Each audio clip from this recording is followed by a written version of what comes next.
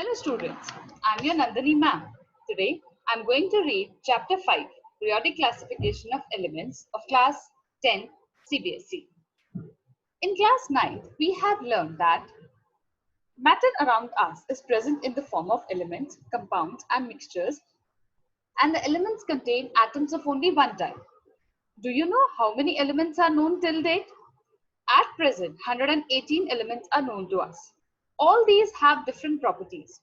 Out of these 118, only 94 are naturally occurring. As different elements were being discovered, scientists gathered more and more information about the properties of these elements. They found it difficult to organize all that was known about the elements. They started looking for some pattern in their properties on the basis of which they could study such a large number of elements with ease. Making order out of chaos, early attempts at the classification of the elements. We have been learning how various things or living beings can be classified on the basis of their properties. Even in other situations, we come across instances of organization based on some properties. For example, in a shop, soaps are kept together at one place while biscuits are kept together elsewhere. Even among soaps, bathing soaps are stacked separately from washing soaps. Similarly, scientists made several attempts to classify elements according to their properties and obtain an orderly arrangement out of chaos. The earliest attempt to classify the elements resulted in grouping the then known elements as metals and nonmetals. Later, further classifications were carried out as our knowledge of elements and their properties increased. Daubner's triads. In the year 1817, John Wolfgang Daubner, a German chemist, tried to arrange the elements with similar properties into groups. He identified some groups having three elements each. So he called these groups triads. Daubner showed that when the three elements in a triad were written in the order of increasing atomic masses, the atomic mass of the middle element was roughly the average of the atomic masses of the other two elements. For example, take the triad consisting of lithium, sodium, and potassium with the respective atomic masses 6.9, 23.0, and 39.0. What is the average of the atomic masses of lithium and potassium? How does this compare with the atomic mass of sodium? Given below are some groups of three elements. These elements are arranged downwards in order of increasing atomic masses. Can you find out which of these groups form Daubner's triad? You will find that groups B and C form Daubner's triads. Daubner could identify only three triads from the elements known at that time. Hence, this system of classification into triads was not found to be useful. John Wolfgang Daubner. John Wolfgang Daubner studied as a pharmacist at Münchberg in Germany and then studied chemistry at Strasbourg. Eventually, he became a professor of chemistry and pharmacy at the University of Jena. Daubner made the first observations on platinum as a catalyst and discovered similar triads of elements which led to the development of the periodic table of elements. Newland's law of octaves. The attempts of Daubner encouraged other chemists to correlate the properties of elements with their atomic masses. In 1866, John Newlands, an English scientist, arranged the then known elements in the order of increasing atomic masses. He started with the element having the lowest atomic mass, hydrogen, and ended at thorium, which was the 56th element. He found that every eighth element had properties similar to that of the first. He compared this to the octaves found in music.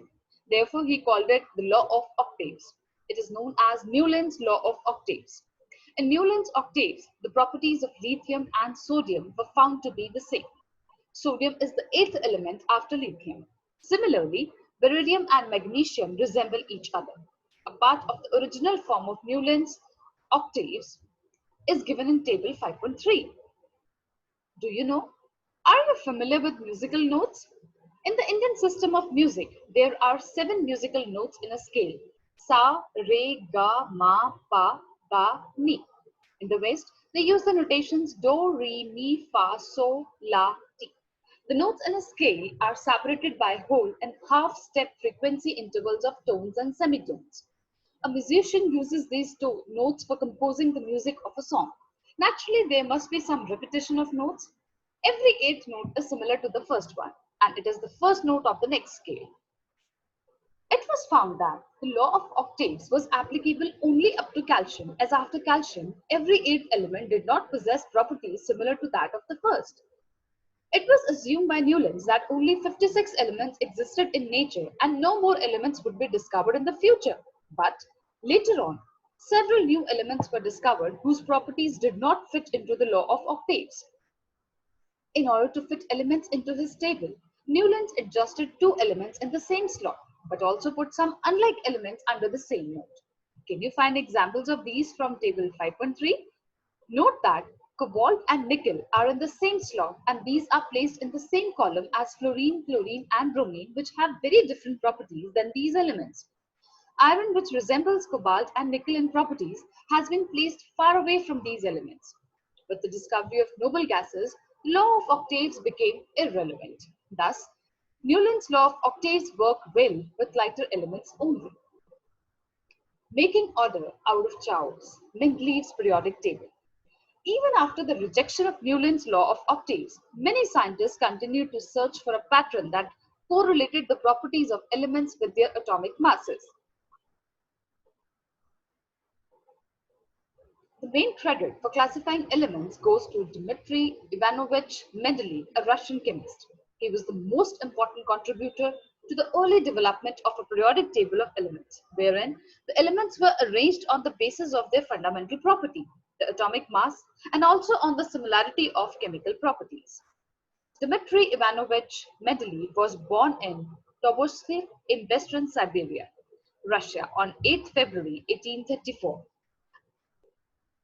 After his early education, Mendeleev could join a university only due to the efforts of his mother. Dedicating his investigations to his mother, he wrote, she instructed with example, corrected with love, and traveled with me to places spending her last resources and strength.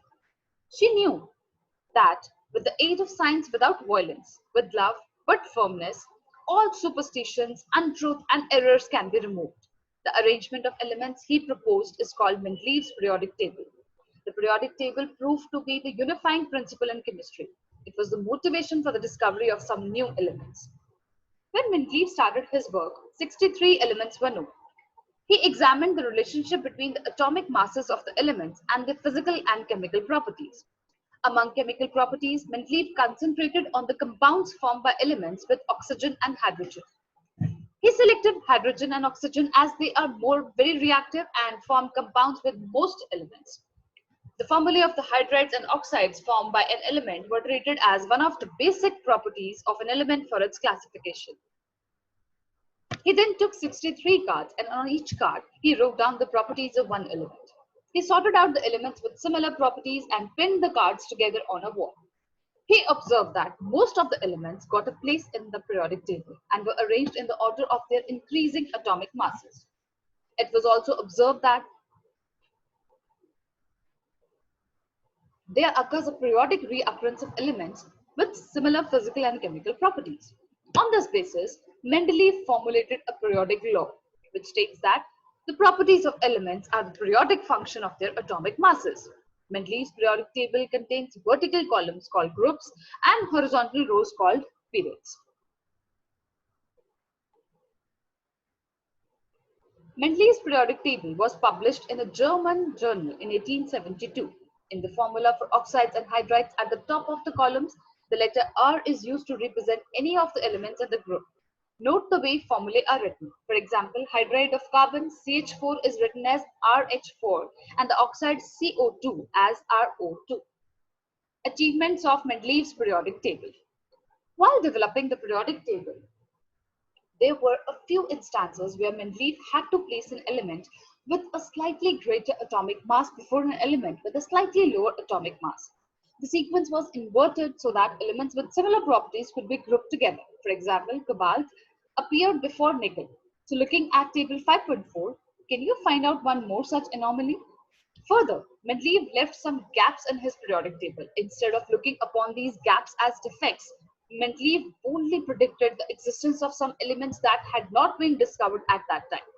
Mendeleev named them by prefixing a Sanskrit numeral eka to the name of the preceding element in the same group. For example, scandium, gallium, and germanium discovered later have properties similar to Eka boron, Eka aluminium, Eka silicon, respectively. The properties of Eka aluminium predicted by Mendeleev and those of the element gallium, which was discovered later and replaced Eka aluminium, are listed as follows in table 5.5. This provided convincing evidence for both the correctness and usefulness of Mendeleev's periodic table.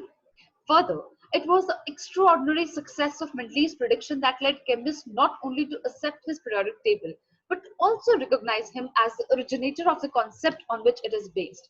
Noble gases like helium, neon, and argon have been mentioned in many a context before this. These gases were discovered very late because they are very inert and present in extremely low concentrations in our atmosphere. One of the strengths of Mendeleev's periodic table was that when these gases were discovered, they could be placed in a new group without disturbing the existing order. Limitations of Mendeleev's classification. Electronic configuration of hydrogen resembles that of alkali metals. Like alkali metals, hydrogen combines with halogens, oxygen, and sulfur to form compounds having similar formulae as shown in the examples here.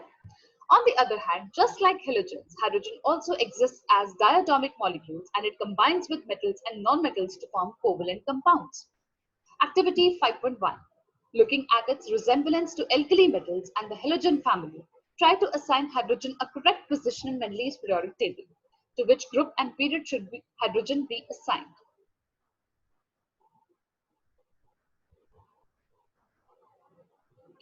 Certainly, no fixed position can be given to hydrogen in the periodic table. This was the first limitation of Mendeleev's periodic table.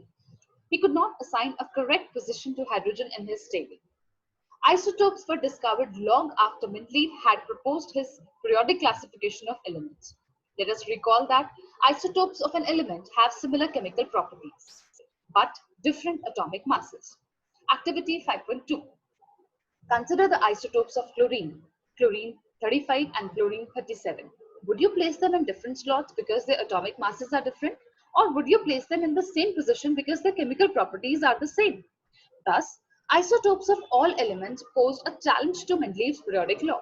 Another problem was that atomic masses do not increase in a regular manner in going from one element to the other.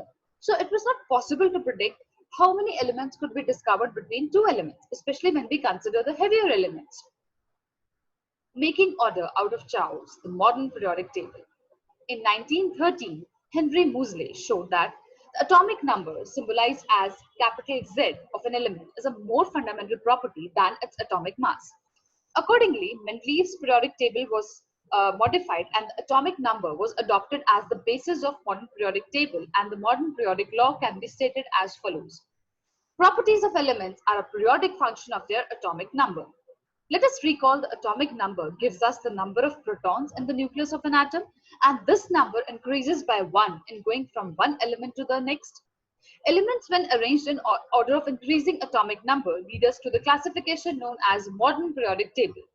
Prediction of properties of elements could be made with more precision when elements were arranged on the basis of increasing atomic number. Activity 5.3. How were the positions of cobalt and nickel resolved in the modern periodic table? How were the positions of isotopes of various elements decided in the modern periodic table? Is it possible to have an element with atomic number 1.5 placed between hydrogen and helium? Where do you think should hydrogen be placed in the modern periodic table?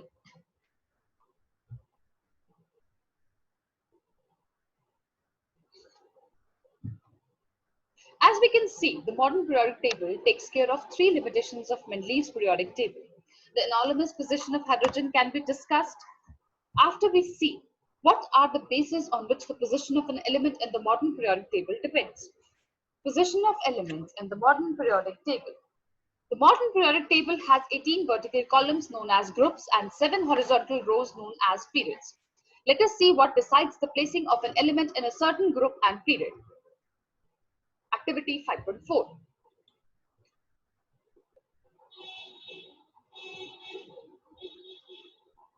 Look at the group 1 of the modern periodic table and name the elements present in it. Write down the electronic configuration of the first 3 elements of group 1.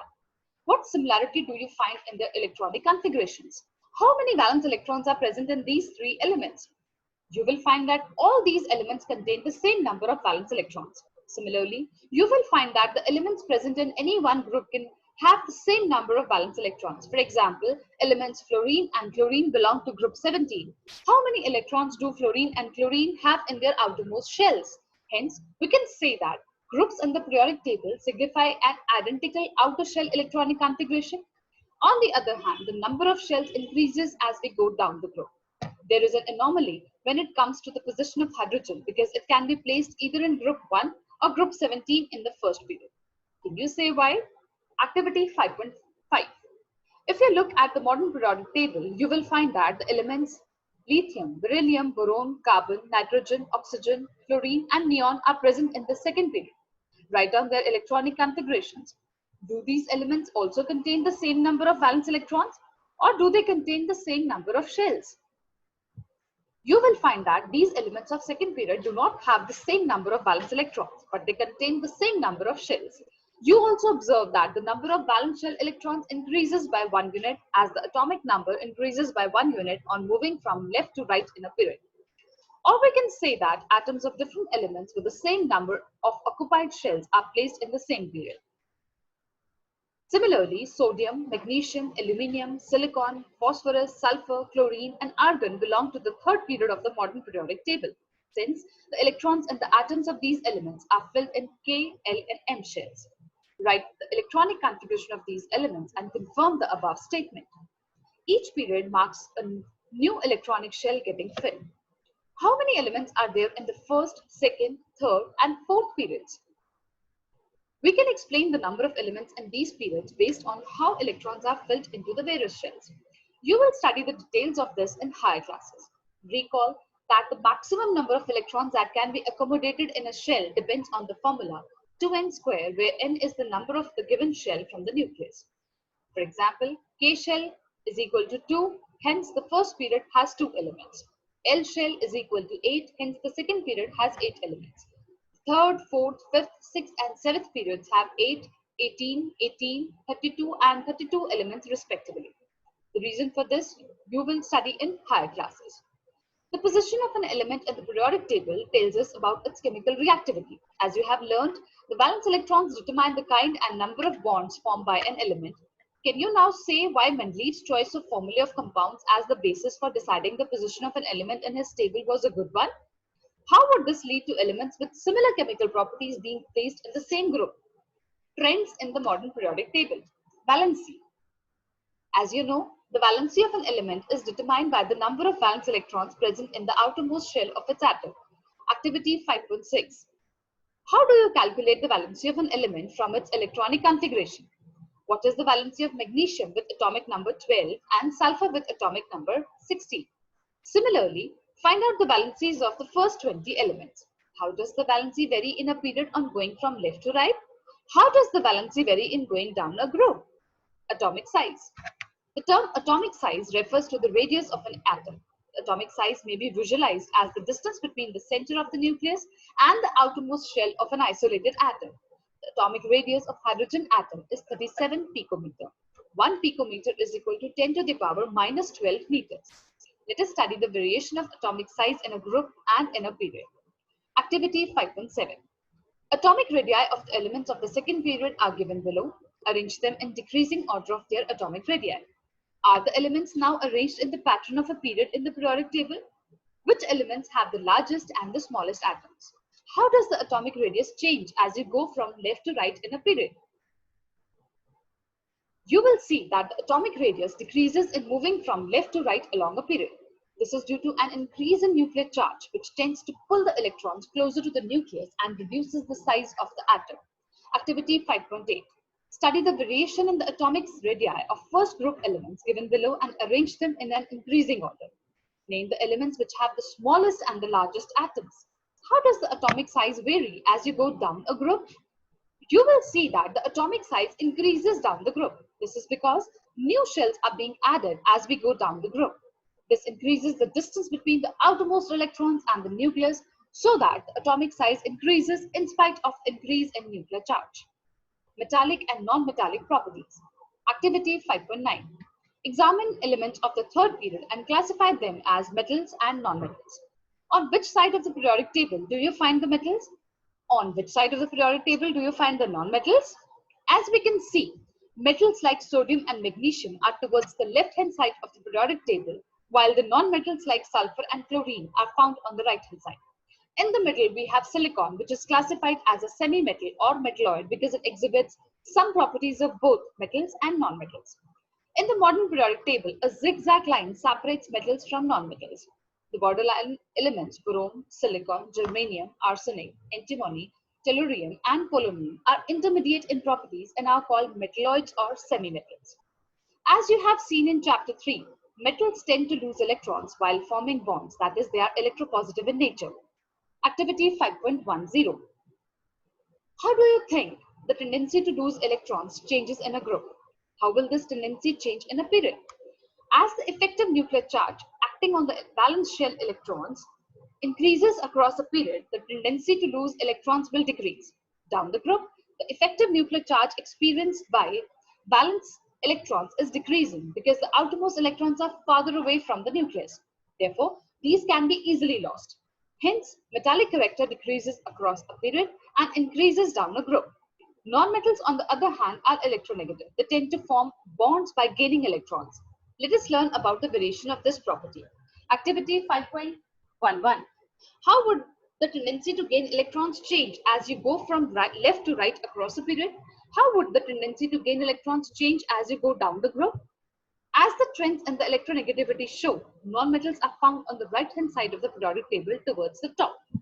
These trends also help us to predict the nature of oxides formed by these elements, because it is known to you that the oxides of metals are basic and that of non-metals are acidic in general.